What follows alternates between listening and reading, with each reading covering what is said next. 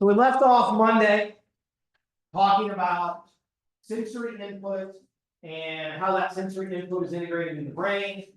And we're going to get a little bit today into what happens in the spinal cord about all of that. And kind of how there's that interaction between what we sense, what we feel, how we perceive our environment, and movement and motor output and adjustments and those kinds of things. So I think it's important to go into a little bit of detail about how and what do we call these receptors that sense all of the different sort of information that we're trying to gather from our environment. Okay. And so we call these, so these things generally are, we sometimes call them receptors, but they're really just like nerve endings. Okay. And so most of them are what we call type 4 afferent fibers. Yes, there are type 3 and type 2 and type 1. We never talk about type 1 and type 2. But these type 4, they're just little baby nerves that are everywhere. Okay? They're everywhere. And so if you guys imagine things, right, there are certain locations on your skin where you have a greater density of these receptors, right? Your hands, on your face, right? Differently than say like on your arm. You have a better sense of feel and sense of touch and heat and pressure and all of those things in some areas than others. And so we are getting information from basically every tissue in your body. Okay, you guys think about it very often as like the skin, right? Or your eyes, or what you hear, or something. But you also have these free nerve endings that are around your blood vessels. They're around your connective tissue. They go to pretty much every internal organ, right? How do you know that you have a stomachache? How do you know you have a stomachache? Your tummy hurts. Why does your tummy hurt? You're right, but why does your tummy hurt? You have receptors in your stomach, right? That sense movement or the acidic environment or something, right? You don't really think about this, right? You all know what it feels like to have an upset stomach?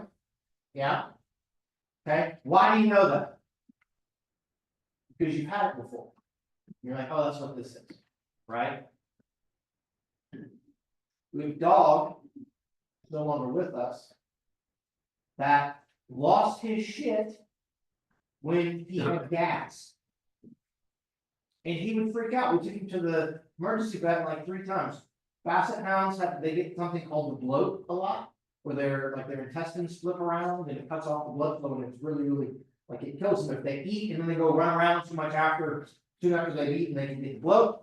She always had to be worried about this. And our dog Gus, he would do this and he would end up with gas and he would just like freak out for like 4 hours until he farted enough. Dude, like we would go to the vet and he'd be like, no, he's fine. We have to hold him until he like farts. He's a dog, you understand that this is what that feels like. Okay, when you have an upset stomach. Ellis is that way. She's like last week when she had the flu, she's like, I'm sick to my stomach, I'm gonna throw up. She was not going to throw up. But she would go in there and she'd spit, right? But she's like thrown up once in her life while we were in a car. It was not great. But like she does not know what it feels like. She does not have that learned experience of this is an upset stomach. This is what it feels like in these internal organs. This is how I perceive all of this. Okay. And so you have receptors everywhere that are going to give us feedback about a whole number of processes and things. And we break these receptors down in some ways into certain types based upon the stimuli that they sense. Okay. The stimuli that they sense. So your skin has a very high concentration of these, but they're called mechanoreceptors. A mechanoreceptor senses touch or pressure or deformation, right? The membrane or wherever it is moving around. So when you press on your hand, everybody do this, press, okay? When you press, you are activating mechanical receptors in your hand, and that's how you know what your finger that presses feels like, okay? And the activation of those and the extent to which that is gets it sent to the brain and interpreted as right? Okay, your finger is this big, and the end of it is round or smooth and not sharp. And there's this much pressure versus really, really hard pressure and those things. Okay. We also have what are called thermoreceptors, really, really simple, right? I'm gonna date myself. You guys seen the original Karate Kid? Some of you have, okay? Mr. Miyagi in the original Karate Kid. Ever take your hands, do this. Okay. What does it feel like? As we create friction, what does it feel like between your hands? Warm, right? Thermoreceptors in your skin, right? You have thermoreceptors in your mouth, you have thermoreceptors still around internal organs, but you have thermoreceptors everywhere, right? Feeling of heat is different than pressure and touch, right? And so you can perceive that. You can also do this one, right? Does it feel cold now? Touch the head top, right? If it feels cold, you have thermoreceptors that sense cold as well as hot.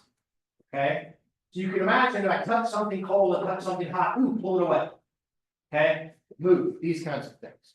You have chemoreceptors, these mostly tend to be internal, they're around blood vessels, actually help us control blood flow and blood pressure and some things, but they're also inside your cells, and they sense metabolism. They're called chemoreceptors, and they sense things like potassium or hydrogen ions means acidity. They sense the acidic environment. Lactate, ADP, inorganic phosphate. They sense biochemicals. Okay, they sense biochemicals. When you run and you exercise at a high intensity, and it feels like your muscles are burning, that's from the activation of chemoreceptors in blood vessels and in and around your muscles in response to changes in pH, into formation and becoming more acidic in there. Okay, and so you can monitor all of those things. You have photoreceptors that sense light, and then I really should pull this out because it's sort of the book does it this way, but it's kind of a special classification of the other ones. Okay, there are special receptors that sense pain. They are called nociceptors. And the problem with the way this is put out is it makes it seem as though these nociceptors are somehow distinct from mechano, thermo, chemo, and photoreceptors. What generally happens is that all of these receptors can function as nociceptors. You have receptors that will be painfully hot, painfully cold, painful pressure, painful sense of biochemicals, and all of that is a little bit different, okay? But we are constantly monitoring the external environment because of this and integrating that information through the brain to help us make adjustments to our motor output during exercise to prevent ourselves from burning our hand or freezing our hand, but also to understand while we're exercising, this is my position in space. This is where my leg is in my arm. This person's coming at me. I need to avoid them, right? Whatever it is that we're doing. Okay. And so that's how this sensory motor integration tends to work around. Okay. Go to the next slide. So I'm going to talk about a couple of more specific receptors as well that help us provide some additional feedback for the motor system. Okay. And so what we're going to get into is sort of this idea of why do muscles and joints, okay, why do they need sensory input? Why do you need to know where your arm is at all times, or your legs, or your foot, or whatever else, okay? And part of this, what we talked about a second ago, is you need to be able to adjust force production, right? You're running on a different surface, your foot slips, all of these things happen. You need to be able to make adjustments in real time to continue doing whatever you're doing. The other big issue, though, is it helps us to prevent injuries. It helps prevent injuries, right? Sometimes too much force or too great a range of motion can have catastrophic consequences, right? Tear a muscle in half, break a bone, things of that nature. Okay. So we're going to cover a couple of specific what we call muscle receptors.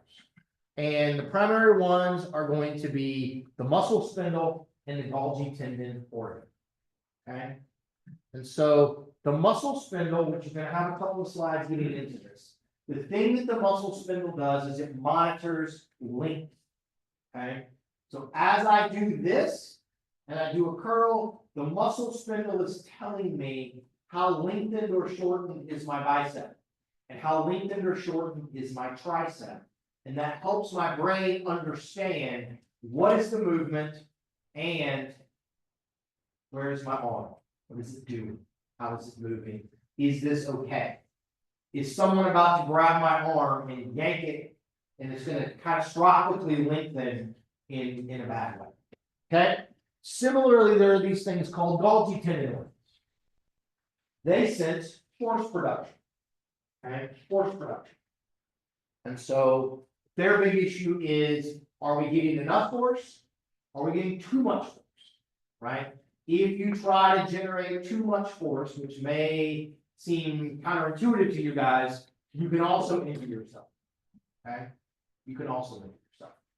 And so then there are these kinesthetic receptors that are going to sit, that are in your joints, and they sense position. So you know, like, oh, my elbow joint is at this particular point in a range of motion. And so we integrate that with the lengthening, with the force, and it gives us a really good and kind of precise sense of what all is happening. Okay? When you've ever done something brand new, okay?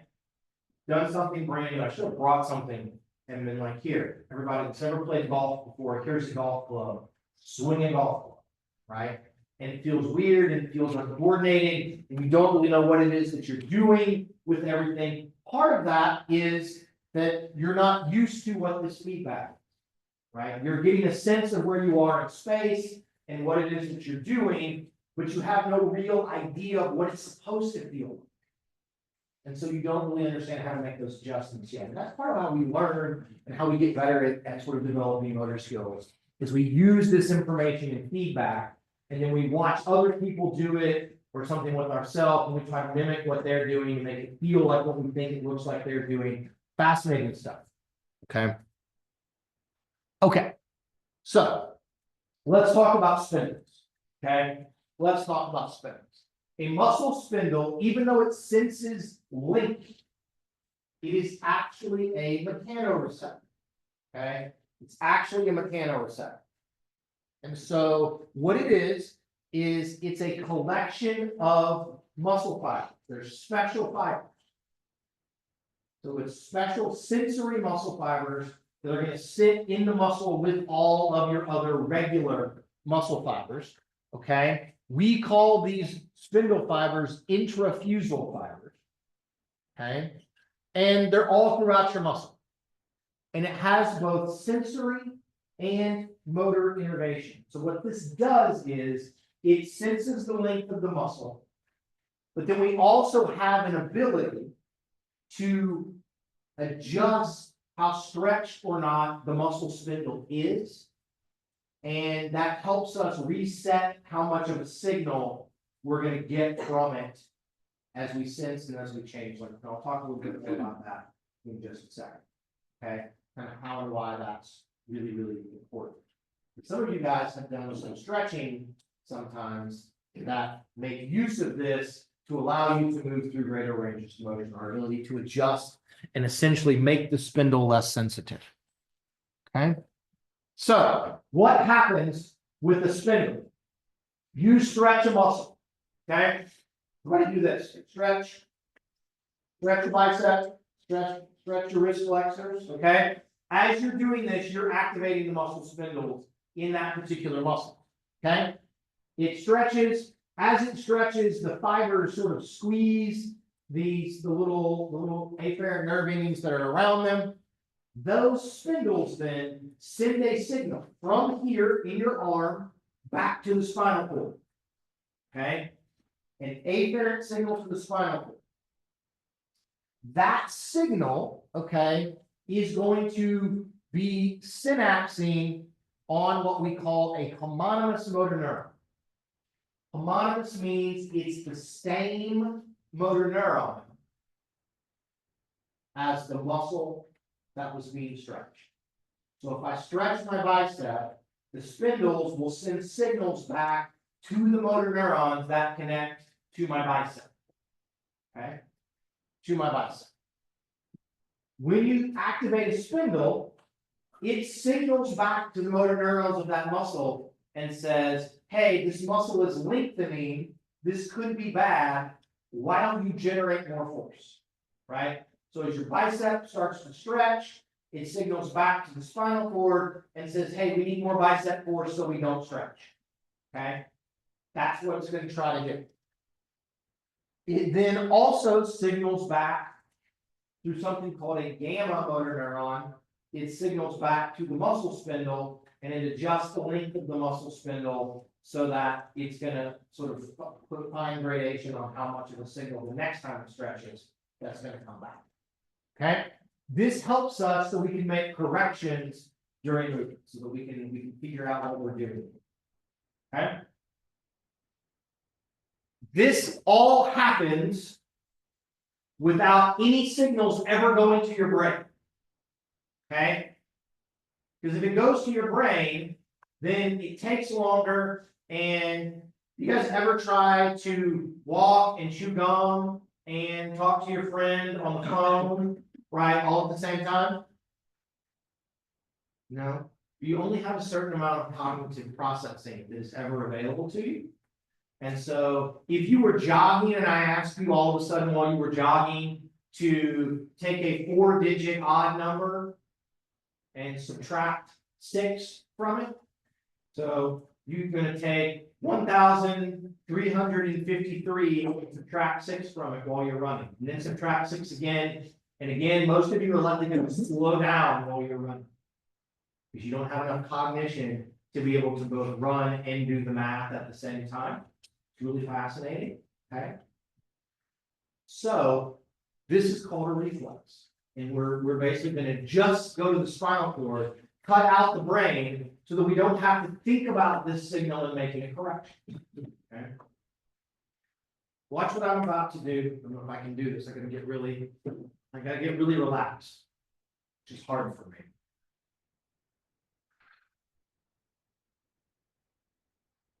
What do I do? It's called the tendon tap reflex, right? Have you guys seen this before? The tendon tap reflex, I am hitting the tendon, which pulls on the muscle and stretches it. As it stretches, it activates the spindle. The spindle tells the motor neurons that go to my quad, say, hey, we're stretching. This might lead to a bad thing. Generate force. And so tap, stretch, kick. Okay? That's the tendon tap reflex. It's run by the muscle spindle. Okay? The other thing that I didn't put on here that also happens is as you stretch the quad, you say, hey, generate more quad force. It also inhibits and says, turn off your hamstrings. Okay? Turn off your hamstrings. Relax the hamstring. So, if we ask you to try to lengthen your quad a little bit, and we sort of overstretch the quad while you're doing something, it then activates the spindles, inhibits the hamstrings, and then we switch from that right into a hamstring stretch. We can actually move your hamstrings to a greater range of motion. Some of you guys may have done stretching like this. It's called proprioceptive neuromuscular facilitation, PNF stretching. Okay, and it's taking advantage of this. It's a real thing, right? We do one thing, it helps us relax the muscle, and then we can stretch that muscle part. Okay? And that is an actual benefit of stretching. You go through a greater range of motion for some of these. Okay, so that's the spindle. With the Golgi tendon, it's essentially the opposite. Okay, it's essentially the opposite. The Golgi tendons are located right here, in the tendon, so like in my patella tendon. Okay, and as you generate force, that tendon stretches and it squeezes those fibers. It squeezes those afferent nerve fibers that are in the collagen. And as the force gets greater, the squeeze gets greater, and the Golgi tendon then is going to also signal back. Okay? But it does the opposite. When the Golgi tendon senses high force in a muscle, it turns that muscle off. Okay? it turns it off. And it activates the antagonist muscle. So if I activate the Golgi tendon in my quad, it turns off the quad and it makes my hamstrings contract. It's basically saying, drop whatever it is that you're doing. If you're trying to lift a heavy weight, stop. Go the other direction. Okay? We are trying to prevent catastrophic overstretching and tears in the muscles from or tendons from very, very high levels of force. Okay? And that's what's going on. So we do this thing. So the Golgi tendon inhibits the homonymous motor neuron, and the muscle spindle happens. And that's how those things go. Okay. I can train your Golgi tendon organs. Put you in squat rack, big heavy weight, right? Remember, I can do more force isometrically than I can do concentrically, right? So I unrack the weight and you just stand there in the squat rack with the heavy weight. Just stand there. Okay? Stand there. Golgi tendons get activated and like, hey, put this down, this could be bad, this could be bad. But as you do that and nothing bad actually happens, then you begin to reset how sensitive the Golgi tendon is.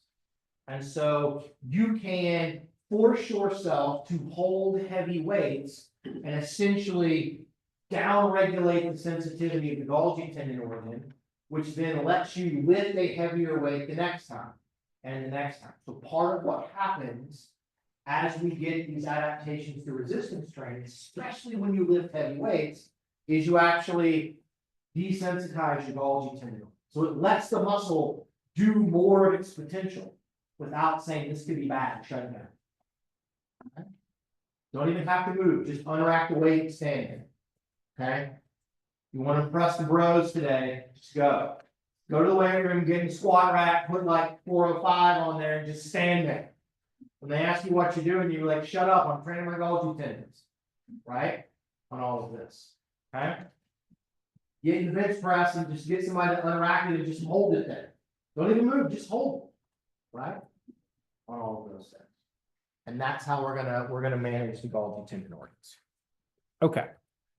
So I talked a little bit about what a reflex is. There are other reflexes. A reflex is a pre-programmed neural pathway that goes from the periphery to the spinal cord and then elicits some kind of motor action without ever involving the brain. Okay? Without ever involving the brain. Most of the time we invoke a reflex because it saves us. It prevents tissue damage. Okay? Touch something hot and you get the cross extensor reflex, right? Where I touch this thing hot, I extend on the other side and I pull my hand away. You don't need to touch the hot object and then have to have your brain think, how hot is that? That causes the tissue damage. Should we pull our hand away or not? I don't know. It's like, ooh, hot, get away. Do it immediately. Okay? So that's what we're going to get with some of these things. Okay? Generally, it protects it. So there's a stretch one, right? There's the tendon tap. There's the one where we get high forces. There's the cross extensor. And others of these reflexes, as you sense where you are in position, it activates those reflexes. I go this way, and then I automatically extend on the other side. You flex on one side of your body. Generally, you extend on the opposite to help counterbalance and keep yourself from falling down. Okay? Okay. So this is a schematic, right? That's just trying to tell us what all is happening. You get something in your skin, in a sensory receptor, right? That impulse goes to the brain or to the spinal cord potentially, and then there is some output signal out to the muscle that says move or don't move or do more of this or less of this based upon your perception of that sensory input. Okay? When we lose this, your ability to perform motor functions goes completely out the window. Okay? Completely out the window. If I inject you with some kind of local anesthetic, right, and I numb up an area, sometimes that numbing affects both the motor and the sensory side. But if you can't feel it, right? Then you don't know what to do. Can't perceive those things. If we block it in the brain or we block it in the spinal cord, then we get sort of similar kinds of things, right? When you get a local anesthetic, and then I cut your arm open, take a muscle biopsy, I'm causing the same tissue damage. I'm activating those same sensory receptors just like I would if you didn't have it. We just block the signal from going upstream anywhere. And so therefore you don't perceive it as anything, and then it does not evoke the motor response to come back down and be like, move my arm over. What are you doing? Okay. And so that's how so much of this stuff is going to work. Okay. So when we want to undertake sort of coordinated movements, which is pretty much everything we do every day, okay, walking, running, biking, jumping, everything, we use some of our higher brain centers, right? We have a premotor cortex and then the motor cortex that are going to decide what movement or what movement pattern we want to evoke. Those are going to signal through the basal ganglia, which is going to help us initiate these sustained repetitive movements like holding your head up or sitting up or standing or something like that. That helps us control muscle tone. This is the only acceptable use of the word tone in this class. If any of you ever say, I want to get toned in response to resistance training, we will throw you out of our program. Okay? You don't want to be toned, you want to be lean. You want to not have subcutaneous adipose tissue. Tone denotes to what extent is the muscle contracted or not. Anyway, spine, also you can't get toned with resistance training. We're going to get to that. That's coming. Okay. And then we've got the cerebellum that's going to help us with the timing and helps us to smooth out things. Every time you do something new, it's more herky-jerky. You don't really know what you're doing. As you learn, as you become better at sensing with all of this afferent information, the cerebellum integrates these things and it smooths out whatever it is that you're doing. And so that's why the first time you do anything that's brand new, your motor pattern is weird and it's strange. Or if you've not done something for a long time, you remember the basic part, but you're not quite as sort of honed in as you used to be. And it comes back pretty quickly with all of this. And the cool thing is that for the most part is once you learn and experience these things, the brain remembers forever. This is the idea of you never forget how to ride a bike. Okay. Is you've gotten all of this information and get stuck. Okay, we're going to not talk about the sympathetic or the parasympathetic nervous system right now. Okay. So that's not going to be on the test.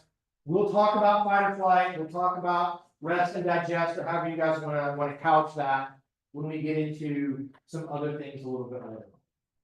Okay. All right. So this is the cutoff point. This is the cutoff point for the test right here. Okay.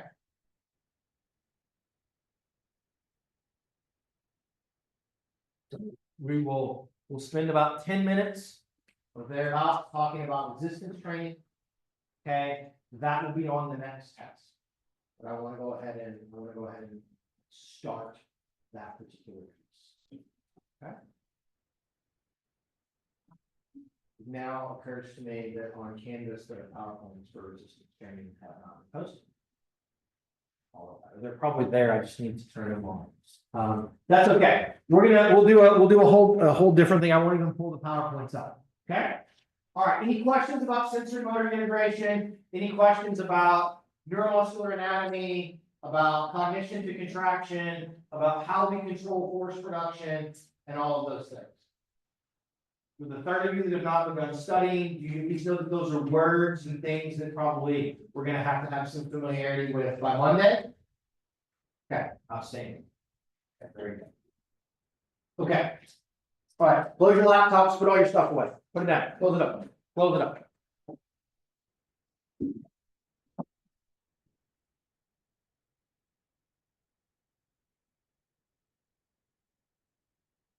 All right, now comes the fun part. Now I pick on people.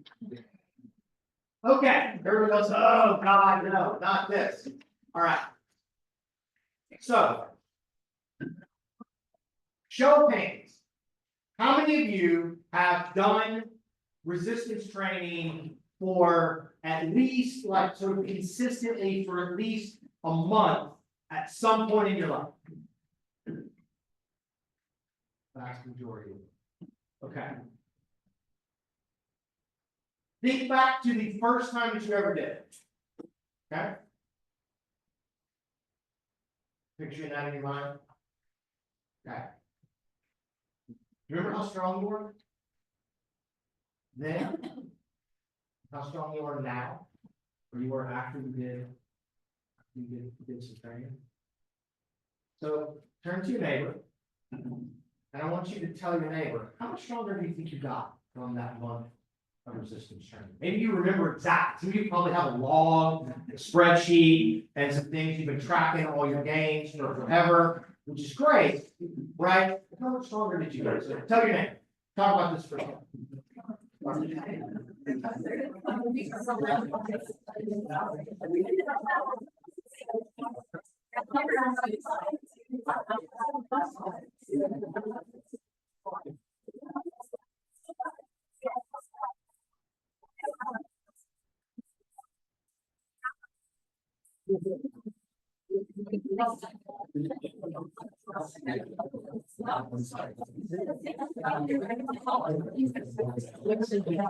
Okay, stop.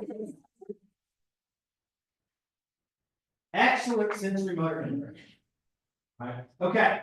Who wants to share? Anybody want to volunteer to share? How much stronger you think you got?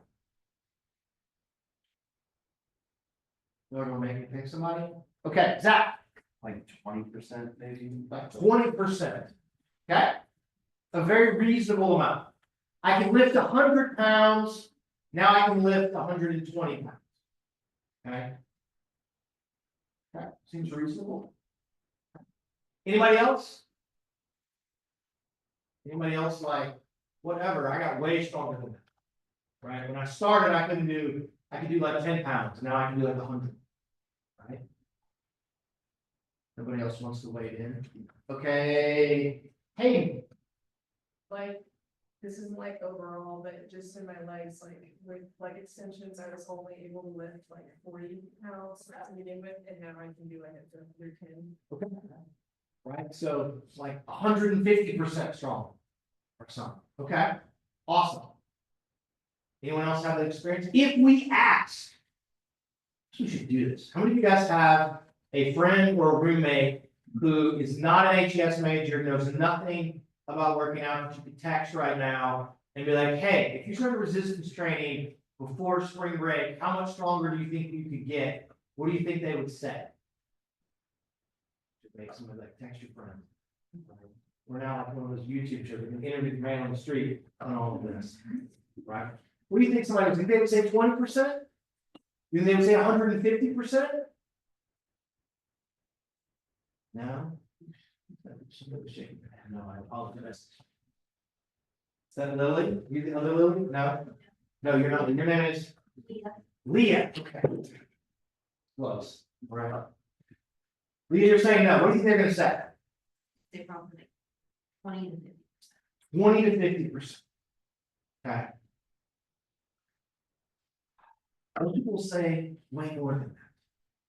And that's the interesting thing. Most people will be like, dude, I could totally, like if I wanted to, I could totally learn how to bench 400 pounds.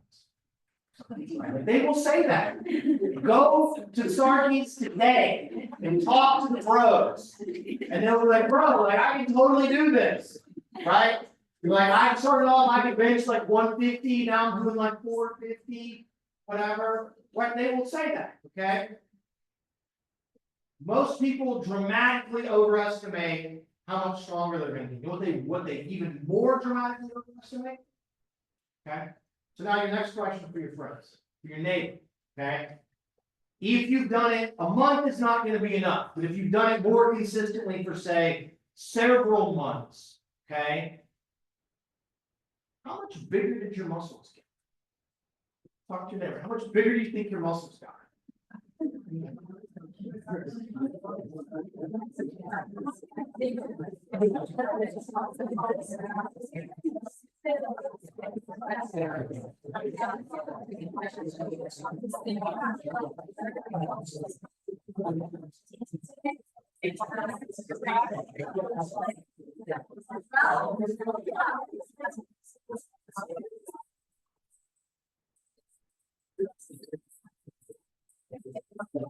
Okay, stop.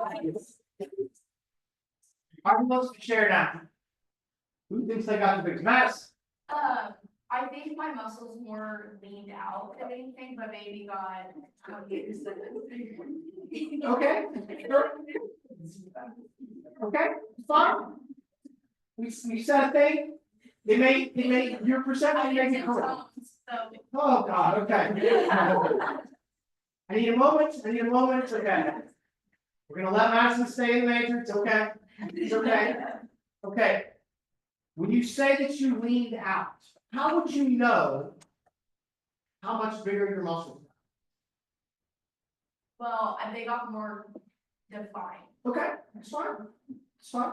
But is that any indication that your muscles have gotten bigger? No. How would we know if your muscles got bigger? You gotta like take your measurements, and like have your bicep width, and then your face, and your chest width. Okay, I can take a measurement on them, right? I'm sorry, now all I'm gonna do is I'm just picturing the bros in the gym, like putting the tape measure, right, the biceps and everything, right, do it on like on your chest going, all of this, right? Their calves, bros love some calves, right? Your calves aren't getting bigger, I'm sorry, do whatever you want. You gotta have good genetics like me if you wanna have big calves, okay? Because you train your calves all the time just by walking and doing all of this. Also, we'll do another thing in a second, all right? So, Madison thinks that she leaned out, she got more toned, okay? Right, that's an appearance though, right? Like your perception was that you appeared in a certain way. You weren't like measuring your bicep or anything like that, right? 20%. 20%, okay. Alright. Very reasonable. Other than sort of measuring, you guys want me to, actually had tape, we'll bring a tape measure on like next week. Everybody do this, just start doing this. Do this faster, low force, high speed, faster. Keep going, stop. If we could measure the diameter or the circumference of your bicep, I've made it bigger in 30 seconds. Okay? I've made it bigger in 30 seconds. You've all got a little pump right there. Okay? All it is water. All we're doing is running metabolism and using blood pressure or hydrostatic pressure and oncotic pressure from biochemicals to draw water into your muscle. Right?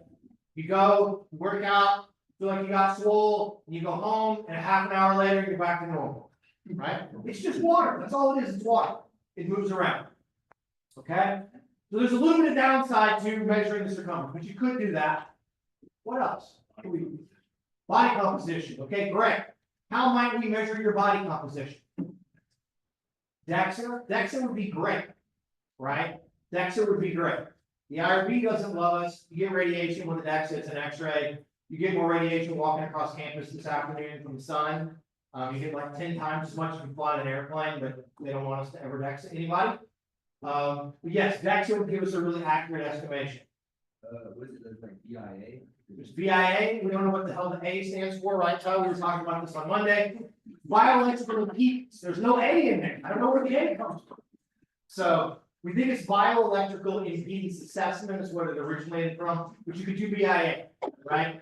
You guys could do skin folds, which you had to do in health and fitness or personal training, right? Which is maybe the most awkward day we have as an entire HES major, right? It's fine, it's okay. Here, this person you may or may not know, pinch them in their stomach, a little, right? Those of you that are gonna go to PT school, just wait till what comes, all right? On a whole bunch of those things, you gotta get over all of that stuff really quickly. Okay, how much bigger? So Madison said 20%. Okay, Madison, did you? That's I don't know. Don't answer. I was gonna ask her, which I don't want to do. Did your weight go up by 20%? Right, that could also be one thing. If I weigh 100 pounds, now I weigh 120 pounds, right? No one needs to answer that question. You want to answer that question? But like that could be a way to do things, right?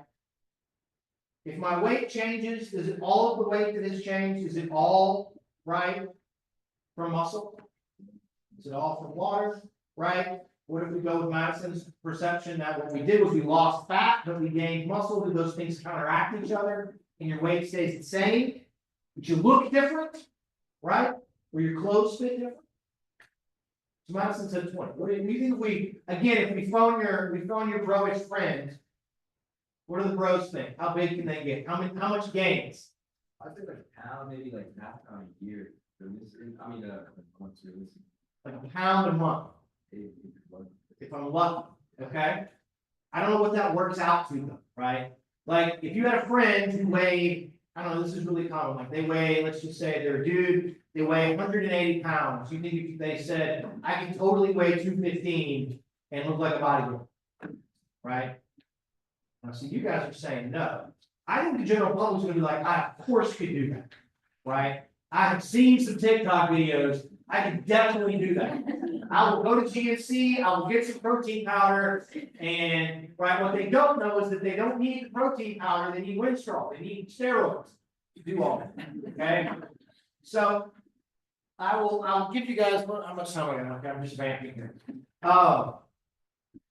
So, the take home from resistance training is that the vast majority, we're getting a little bit, but the vast majority of people probably slightly underestimate how much stronger they can get and dramatically overestimate how big their muscles can get with resistance training. Okay, so the research tells us that with sort of proper resistance training in, say, a 6 to 9 month period, most of you guys can increase how strong you are from maybe 25 to 100%. Okay, so if you can lift 100 pounds right now, you may be able to lift anywhere from, say, 125 to 200 pounds on average. And it's better if you've never done anything, right? Your friend who just starts resistance training today has way more potential to get stronger than your other friend who's been lifting since they were a 9th grader or something like that. Okay?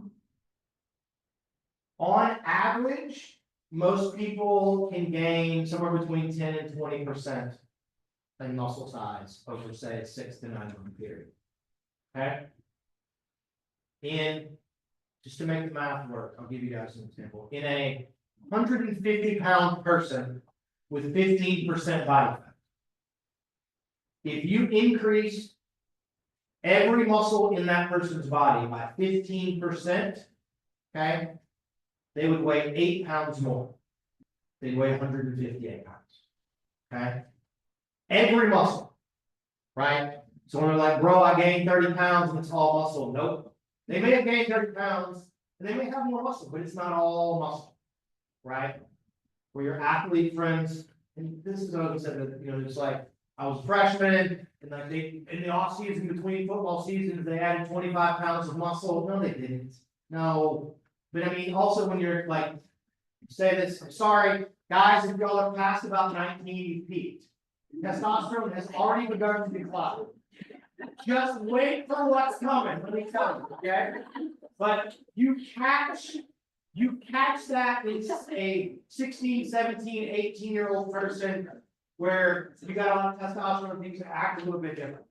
But that's where we are with all of that. We're going to talk about how and why all of that happens and what we get wrong about all of it. Okay, I'll see you guys on Friday. That's next Monday. If you got questions, come see Ty.